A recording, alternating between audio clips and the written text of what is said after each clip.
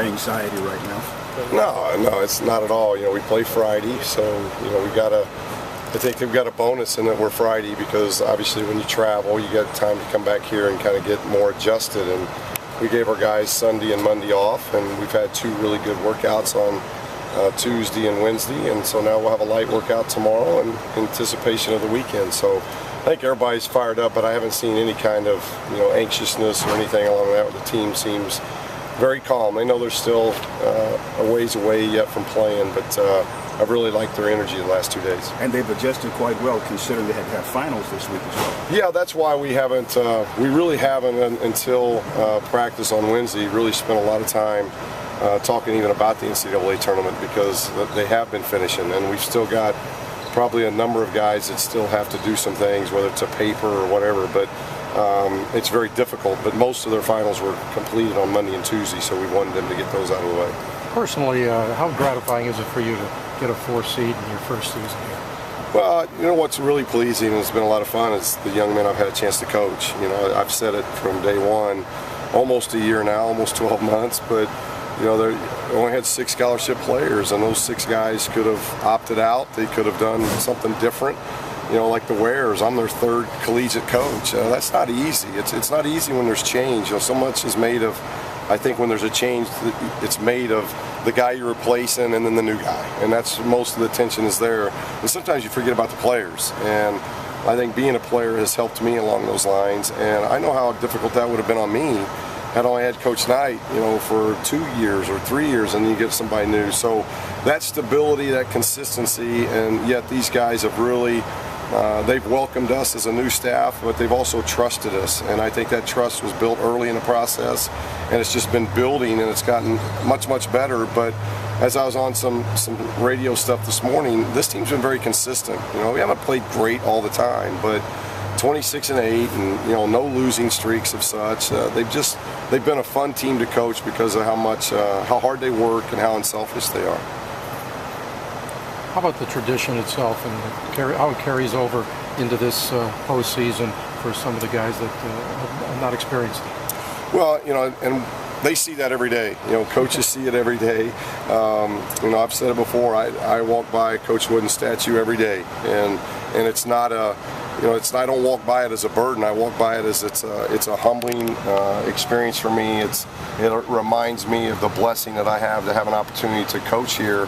And we want the guys the same way. We hung new banners down our hallway, 11 of them. And so I hope that people know that I'm trying to sell that more. I'm not trying to run from it, or I don't want my team running from it. I just don't want the banners hanging from the rafters and you have to look up to see them. I want our guys, every time they walk in and out of our locker room, they walk down that hall, they see 11-time national champs. So they see that, they feel that, and I think that's part of the reason why, from a coaching standpoint or a playing standpoint, you like being at a place like this. It's champions are made here. That's kind of the motto athletically around here, and all these young men want to be champions. And your guys are walking with a little bit of swagger. They are not in awe of this situation.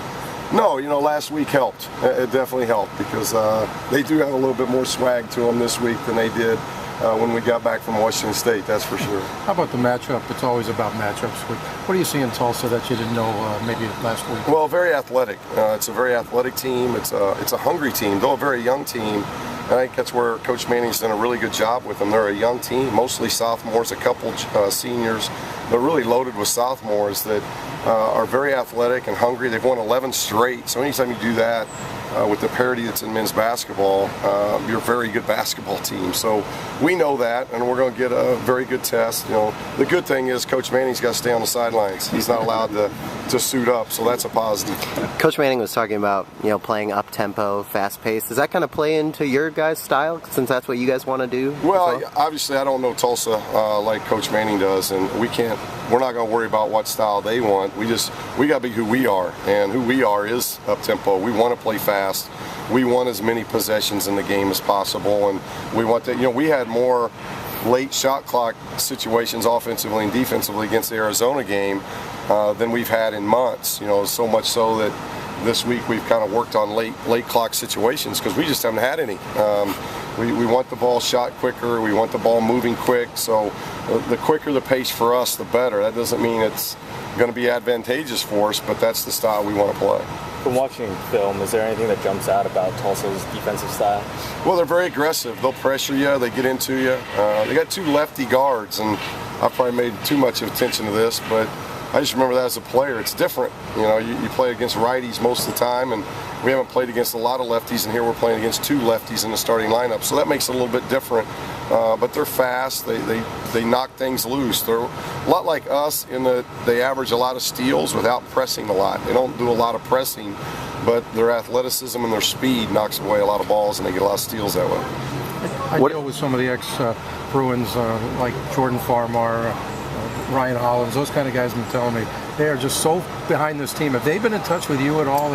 You know, all the alumni have been great. You know, that's one of the things we tried doing this summer. We had a couple functions for our lettermen. We established kind of a tailgating area for them for home games. It took us a while to get it organized, but by the time league play came around, all the weekend games, we had a special area for them to meet and greet.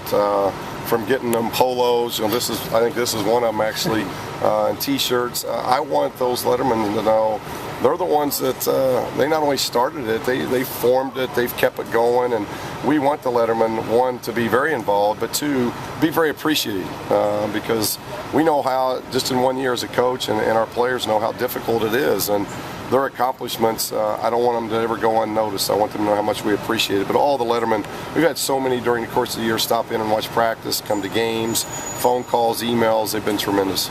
Seems like James Woodard has been a huge part of their 11-game win streak. What have you seen on film from him? Well, very quick. A lot like Randall, except he's a lefty. A lot like Randall from Stanford in that he can score a lot of different ways. He can drive you, he can shoot it, he creates for others. He's really good in transition. So, you know, the scouting report probably starts with him. Is it concerning that Juana's latest, he's injuring the same? It's just really unfortunate. You know, obviously Juana wasn't playing a lot, but he was making such great strides. Practices were getting better. He was finally healthy again, and I just feel for Juana, you know, because that's a big setback for him. We don't think it's going to be something that keeps him out a long time. You know, the doctors even said that if we were fortunate enough to advance, there's a potential of getting him back. So I don't think it's a long thing for him, but it's just another nagging deal that he has to go through that is really unfortunate, because we saw him really doing a lot of good things in practice as his health got better, and now he's got a minor setback here. Beating a #1 seed, does that give you guys the confidence to say, hey, why not us this year? We've been talking about that. You know, we were talking about that before actually beating Arizona. We'd played Duke, we'd played Arizona, we'd played through a really demanding league schedule. So we've been talking to our guys about that all year long, and a lot of it has to do about their concentrated ability at the defensive end, and we saw that. We are much better defensively in the Pac-12 tournament than we've been in months. So if we can figure that out and get consistent with that, you know, there's a lot of parity in men's basketball right now. I don't think there's, you know, obviously Florida's won 26, 27 games in a row, and they should be thought of. You got Wichita, who hadn't lost. So those are probably the 2 teams in this tournament that people would look at and say, you know, they're the odds-on favorite. But you get below that, there's a lot of teams. There's probably a dozen teams then that are pretty similar and have a chance to do something in this tournament. And then you get fortunate enough to pair up with one of those teams. You just never know. It's one game. Without Juana, how important is it that Tony stays out of foul trouble, especially early? Well, you know, we've really played most of the year that way. We've played most of the year with an 8-man rotation. So, you know, Juana hasn't been in that rotation. So, but he was that. You know, he was that insurance policy that we had if we got in foul trouble. But, you know, we do have Noah, and Noah's playing very well. So Noah's very versatile. He's played kind of the 3-4 spot, though he's a little undersized. He's done that all year long. So if we have to go 9 men deep into our rotation, we will. But I will say Tony and the Wares have done a tremendous job over the last month of doing a lot of good things. Tony had one game, I think, in the tournament where he got in foul trouble, but there hadn't been a lot of those games. He's getting much better defensively. If you could sum up just the mood of the team, those guys, they're getting on that bus, what would it be? They're having fun. They're enjoying it. They're having fun. And that's kind of been the theme. We want them having fun and enjoying this. This is, you know, the NCAA tournament's kind of twofold. It's a reward because there's only 68 of us that get a chance to get in it, and there's 350 that start the season trying to get in it. So it's a reward that you make the NCAA tournament. And then the other fold of it, you're trying to advance. You're trying to win it. You've got 1 in 68 chance of trying to win that thing. So it's kind of a balance of that. But I think so much time, there's so much heat, pressure, intensity put on that you forget the reward part about how fun it is. And we did that going into the Pac-12 tournament. We wanted to make sure these guys enjoyed themselves and have fun, and we played at a higher level. So it's the same kind of process, I think, as we go into this tournament. How do you get them to maintain? Thanks, Coach. Thank you.